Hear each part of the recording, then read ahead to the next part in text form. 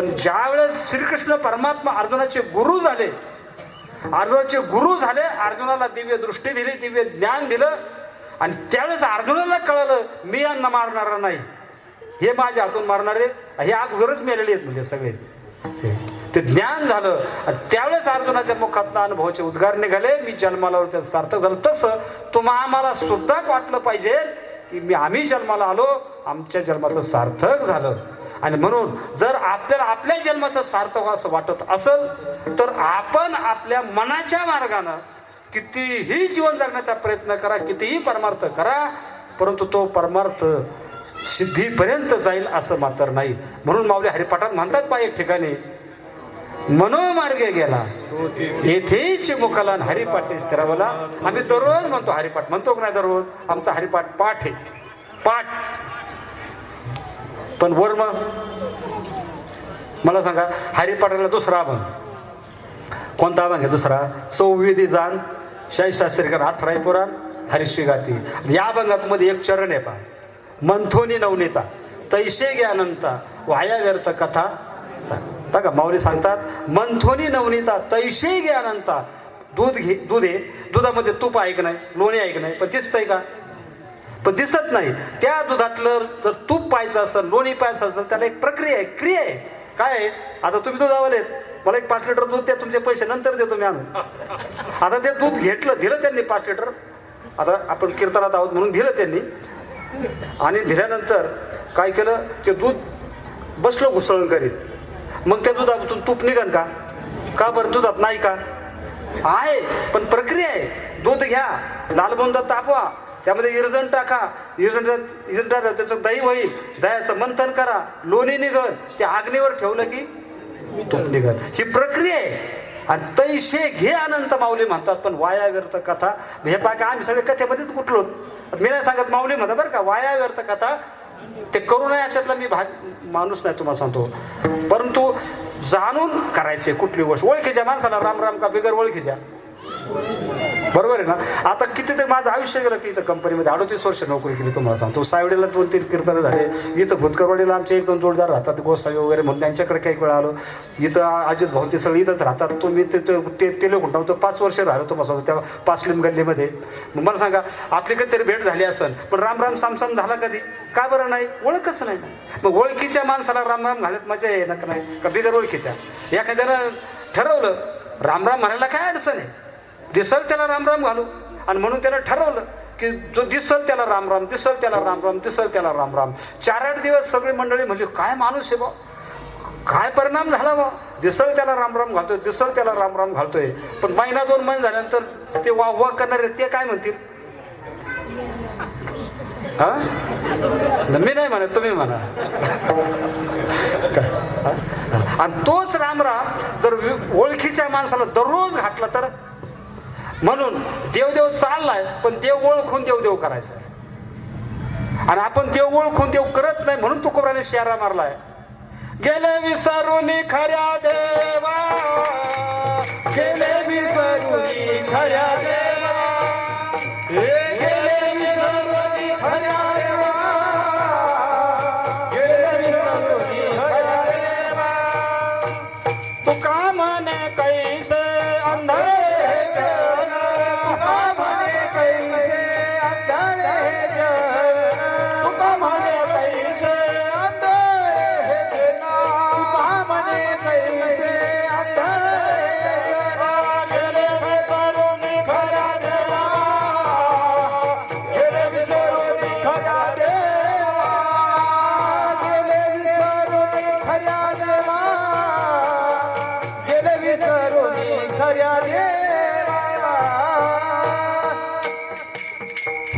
बघा ऐका, एक दृष्टांत सांगतो मी याच्यावर. रामकृष्ण परमहंसाचं नाव कोणाला माहित नाही? सर्वांना माहिती. याचा इथे इथल्यापैकी एकही माणूस नसेल की रामकृष्ण परमहंसाचं नाव माहित नाही. रामकृष्ण परमहंस असे होते, कालिका माता दररोज नित्य नेमानं रामकृष्ण परमहंसाला दर्शन देत होती. पहा, जसं मायलेकर एका ताटात जेवतात ना, तसे रामकृष्ण परमहंस आणि कालिका माता एका ताटात दररोज जेवायची. इतकं लळा त्यांना, इतकं प्रेम, इतकी भक्ती. पण त्यांच्या जीवनामध्ये एक साधू यायचे, त्यांचं नाव तोतापुरी महाराज. आणि ते तोतापुरी महाराज रामकृष्ण परमहंसाला म्हणायचे, रामकृष्णा, सगळं खरंय, सगळं खरंय, परंतु तू सद्गुरू कर आणि काय कर, तुझ्या स्वरूपाची ओळख करून घे. ते मला काय गरज आहे रामकृष्ण परम, मला काय गरज आहे? अरे ती जगन्माता कालिका माता जर दररोज मला नित्यने मला भेट देते, दर्शन देते, लेकरासारखे म्हणजे लाड पुरवते, मला काय गरज आहे बाकी गुरु करण्याची किंवा माझं स्वरूप समजून घ्यायचं, मला काय गरज आहे? पण ते सारखं यायचं, सारखं म्हणायचे. तुम्हाला सांगतो, हा संत तसेच असतात. तुम्हाला सांगतो, कायम कायम कायम हॅबरिंग करतात. तुम्हाला सांगतो, कायम हॅबरिंग करतात. जसं तो कोशकिडा असतो, कोशकिडा, ती आळी त्याला पकडते, आळी त्याला पकडते आणि ते एका त्या घरामध्ये ठेवते. ते पांढऱ्या सुपारीचं घर असतं पहा. आणि ती काय करते, बाहेर जाते, बाहेरून फिरून येते आणि त्याला दंश करते. काय करते? त्याला दंश करते. आणि त्याला दंश इतक्या वेदना होतात, इतक्या वेदना होतात, इतक्या वेदना होतात, त्याला सारखा ध्यास घेत होते. आता ती येईल मला दंश करीत, ती येईल मला दंश करीत. त्या त्या जे ध्यास घेते ना, त्या ध्यासाचा परिणाम असा होतो, त्या आळीला पंख फुटतात आणि ती उडून जाते. तुम्हाला सांगतो, भ्रमरीच्या ध्यासे भ्रमरीची होईचे म्हटलं पहा. हा असा ध्यास घ्यायला ते नका. आणि मग त्या असणाऱ्या जीवाला त्याचं स्वरूप कळायला पाहिजे. तुम्हाला सांगतो, आपण इथपर्यंत आलो, स्वरूप कळायला पाहिजे. आणि मग ते स्वरूप कळण्याकरता अशी अंतःकरणात एक तळमळ निर्माण झाली पाहिजे. काय तळमळ निर्माण झाली पाहिजे? भगवान परमात्म्याने मनुष्य जन्म मला दिलाय, त्याची क्षणाची गॅरंटी नाही, एक दिवस जावंच लागणार आहे. आणि म्हणून याच्या पाठीमागे जे दुःख आहे, जन्माला येणं आणि मरणं, जन्माला येणं आणि मरणं, हे दुःख आपलं टळलं पाहिजे. किती वेळा जन्मावे यावे, किती व्हावे फजिती, हो, हे दुःख टाळलं पाहिजे, माझा उद्धार झाला पाहिजे. अशी अंतःकरणात सारखी तळमळ लागली पाहिजे. जसं तुकोबराच्या अंतःकरणामध्ये सारखं तळमळ लागली. मी उद्धार पावे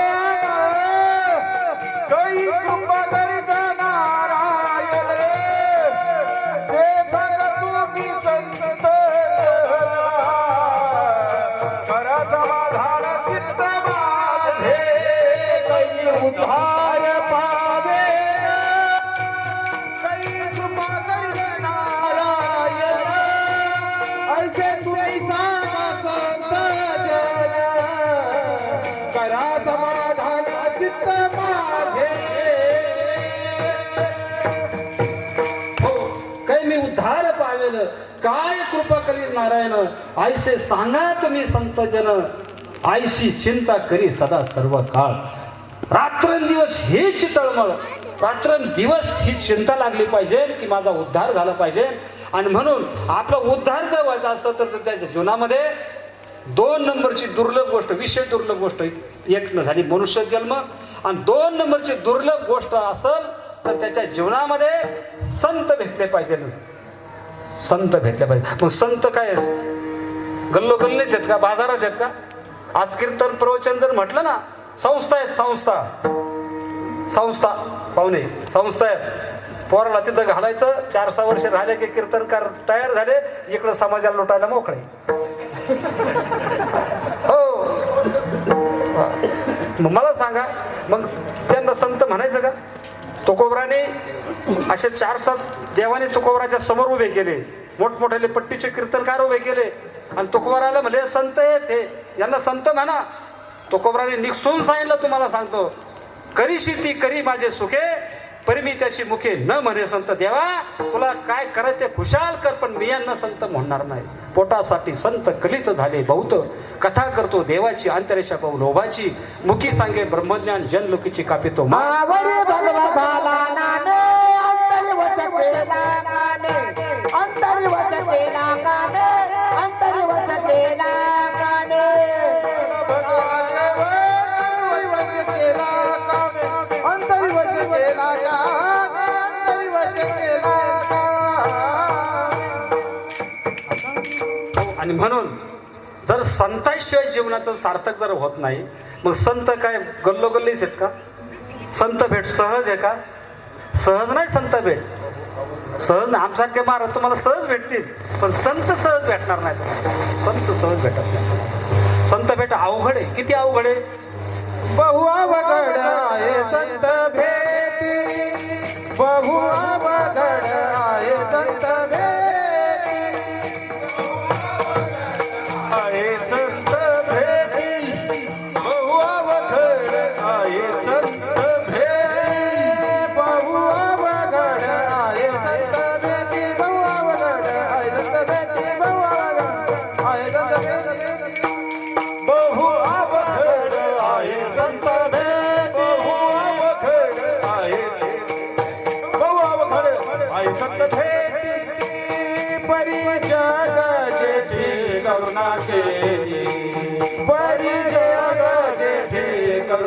केली परी जग जेठी करुणा केली बहु अवघड आहे दंड भेद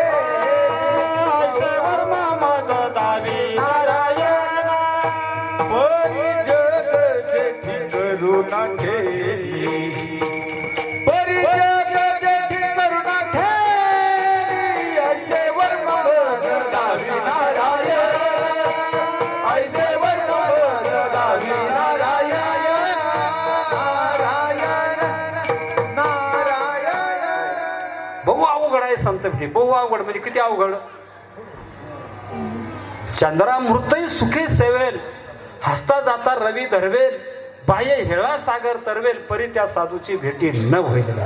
हस्ताला जाणारा सूर्य धरता येईल, चंद्रामृत प्राप्त करून घेता येईल, वाघणीचं दूध मिळवता येईल, पण अशा साधूची भेट होत नाही. मग होतच नाही का?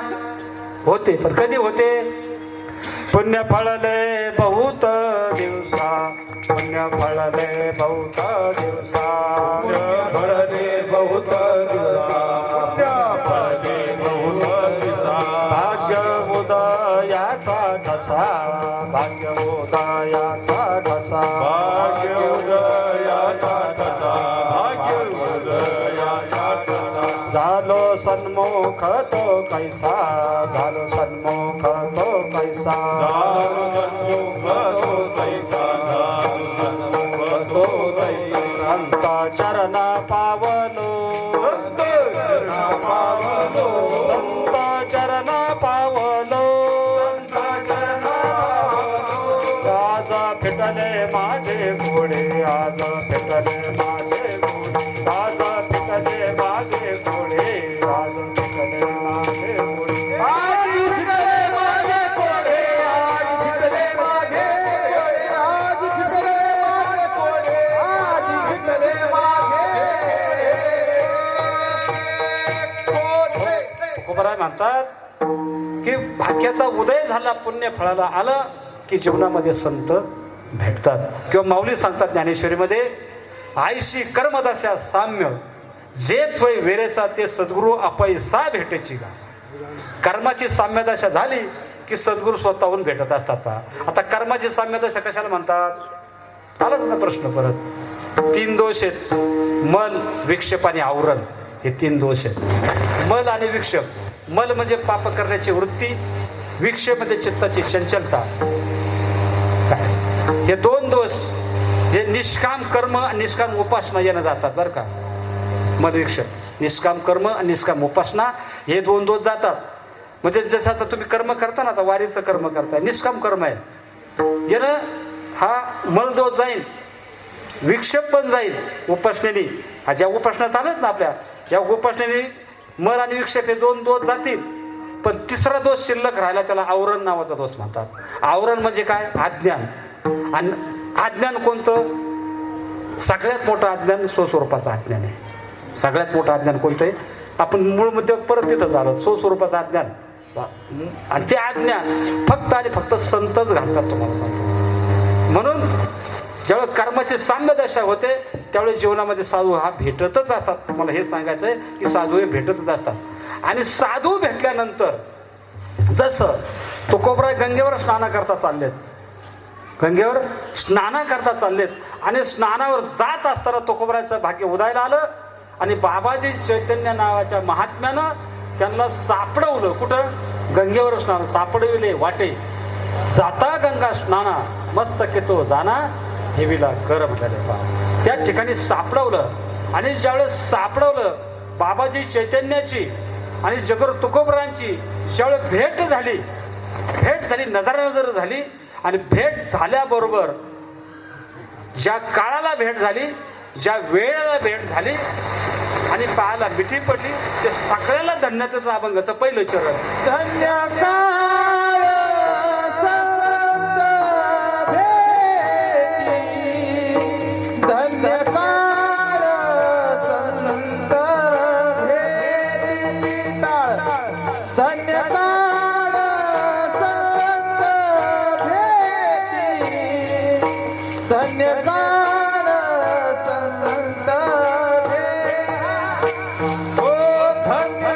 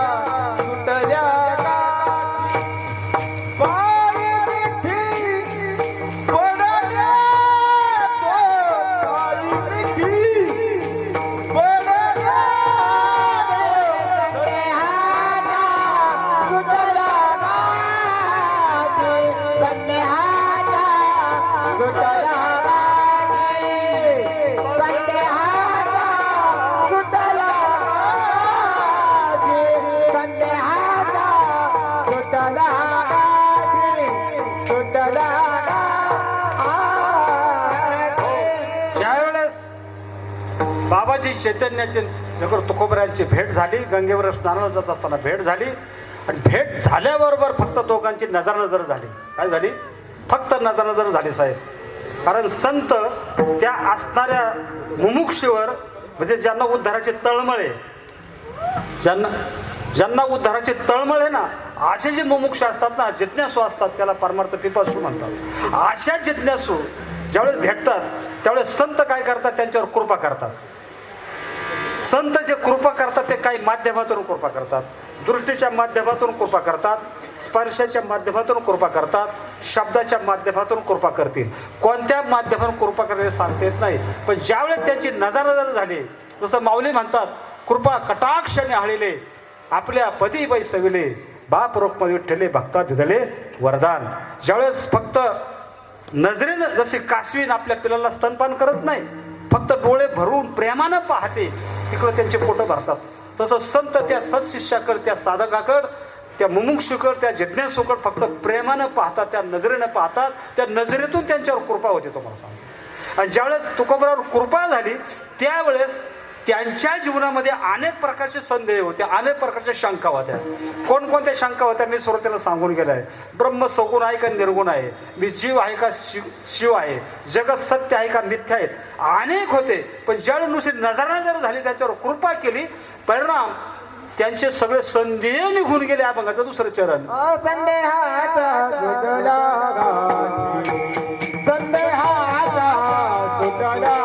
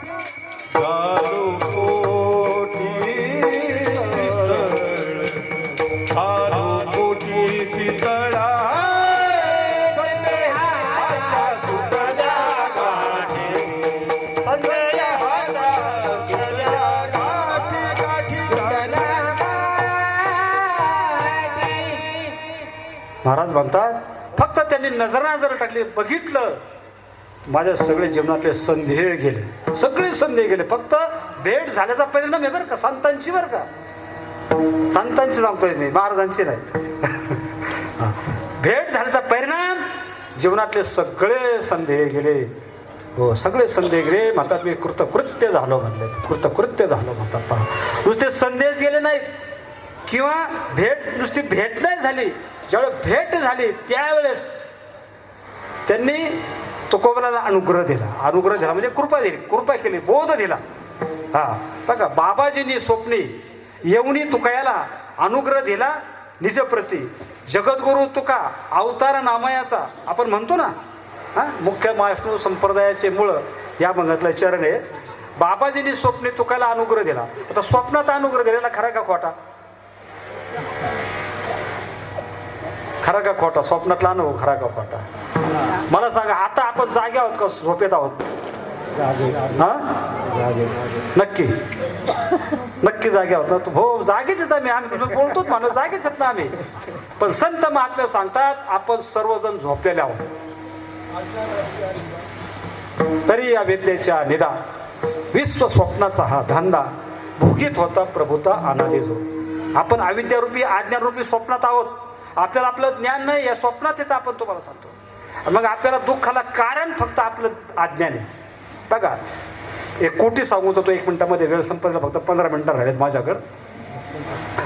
आपण जे संसारामध्ये दुःख भोगतोय, संसार कशाला म्हणतात? हे पोर गाडगे मडके चिनपाटे यांना संसार म्हणत नाही साधू संत. जन्म आणि मरण, पुनरपी जन्म पुनरपी मरणम, याला साधू संत संसार म्हणतात. पहा, हा, मग मला सांगा, या संसाराला काय, या संसाराचे दुःख आहे, जन्म मरण दुःख आहे, याला कारण काय बरं? हा, याला कारण हे शरीर आहे. शरीर जर नसतं तर जन्म मरणाचा प्रश्नच येत नाही ना काही. कारण आत्मा कसा आहे?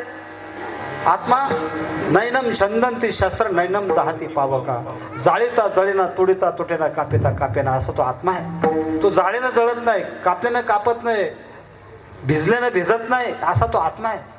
मग दुःख ह्या शरीरामुळे होतं ना, दुःख शरीरामुळे. मग मग या संसार दुःखास कारण हे शरीर आहे. आणि शरीरास कारण काय असेल बरं? तर प्रामुख्याने 3 कारण आहेत, आपल्याला सांगायला वेळ नाही. एक, पाप पुण्य करून जन्म येतो प्राणी, जन्म घेणे लागे वासनेच्या संगे, आणि आगा कर्मे जे उरावे ते सुख दुःखे फळावे, म्हणजे कर्म. हे 3 कारण आहेत आपल्याला जन्म भेटण्याकरता. म्हणून ते सांगतात संसार दुःखास कारण शरीर, शरीरास कारण पाप पुण्य, पाप पुण्यास कारण पाप पुण्य कशानं होतं?